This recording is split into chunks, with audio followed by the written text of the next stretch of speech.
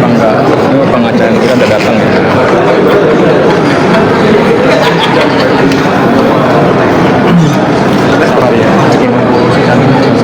Emang udah pas vonis emang wajib datang kan, pelapor wajib datang.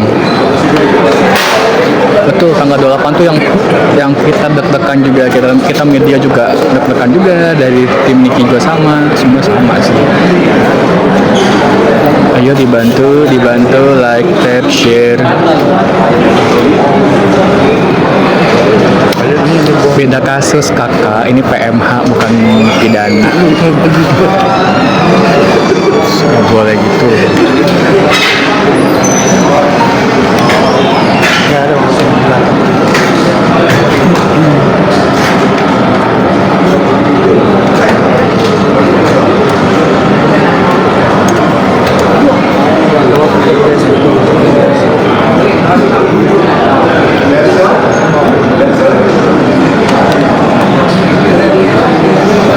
Perbuatan melawan hukum masuknya ke sidang perdata.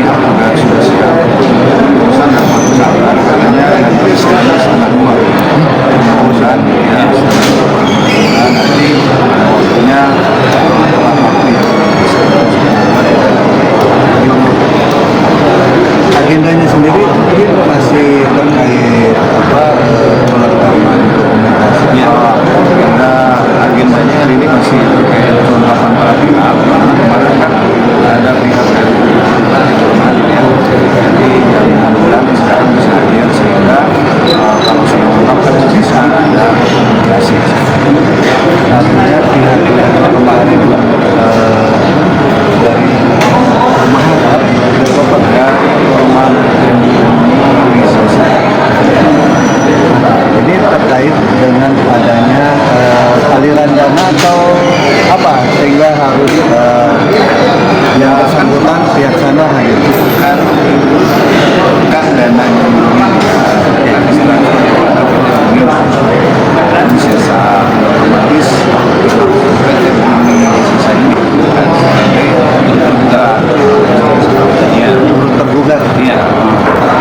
Sejauh ini sudah ada konfirmasi kehadirannya. Sudah. Kabarnya sih sudah ada. Sudah lengkap. Jadi kalau jadi pihak penggugat terus kemudian tergugat dan tergugat itu sudah hadir. Tapi tadi ada informasi bahwa pelaksanaan persidangan dilaksanakan setelah 2. Nanti saya kira kita ini dulu dari tempat istirahat isoman dulu. Nanti kita kembali lagi ke sini.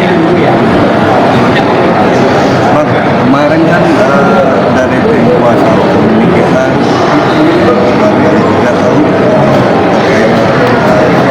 mengajukan kehadiran Nikita di sidang tema ini.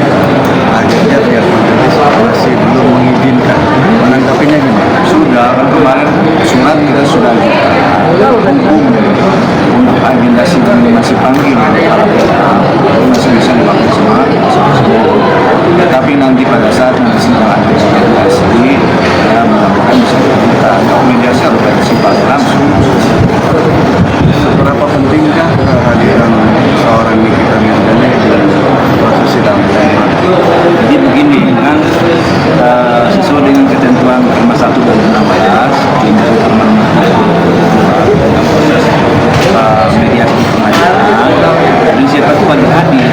Ya, nah, kalau pertanyaan tadi seberapa penting yang memutuskan mediasi itu gagal atau berhasil itu prinsipal bukan kuasa hukum, tapi prinsipal sendiri.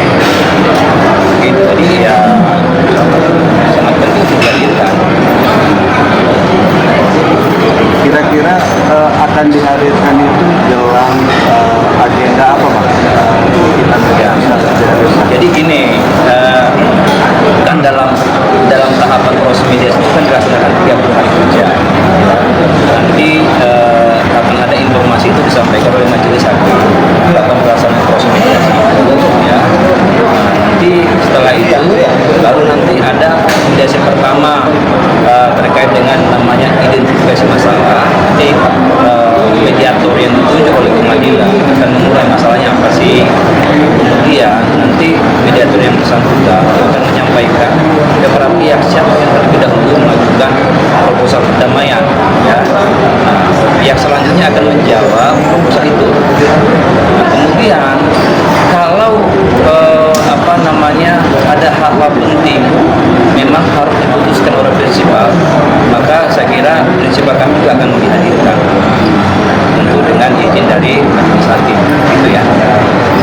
Berarti kalau ini kita akan dihadirkan dari pihak yang tergugat harus juga Oh iya, kan prinsipal itu wajib hadir, mau dia dari pihak para penggugat, pihak tergugat dan tergugat. Nah, sebenarnya tergugat tidak wajib karena dia hanya pelengkap saja ya dalam syarat formil sahnya gugatan perdataan. Tapi di dalam mencari solusi dalam proses perdamaian itu biasanya ya lazimnya memang prinsipal wajib dihadirkan. Nah, terus kemudian kalau prinsipal itu berhalangan, misalkan sedang berada di luar negeri, sedang sakit, kemudian sedang melaksanakan tugas negara, ya tentu ada cara lain, namanya bisa diberikan secara elektronik, ya, mediasi secara elektronik sesuai dengan ketentuan Permen Nomor 3 Tahun 2022. Bang, ada rasa khawatir nggak sih, karena kan kemarin juga gugatan perdatanya ketika mediasi itu para pihak tergugat dan tergugat sendiri tidak hadir, artinya dicabutlah gugatannya. Apakah nanti di PMH ini akan gimana, Pak? Ya kami tidak pernah khawatir, ya kan, karena konstruksi hukum yang kita bangun dalam gugatan ini kan kita bukan asal-asal buat, ya kan? Nah, tapi kalau misalkan ada solusi perdamaian dalam proses mediasi, ya silahkan. Tapi kalau tidak ada, berarti kan mediasi gagal, dan nanti masuk dalam perkara. Ya, gitu. Apakah bisa nanti ketika mediasi tergugat sendiri tidak hadir terus diwakili oleh kuasa hukumnya, itu nanti mekanismenya gimana?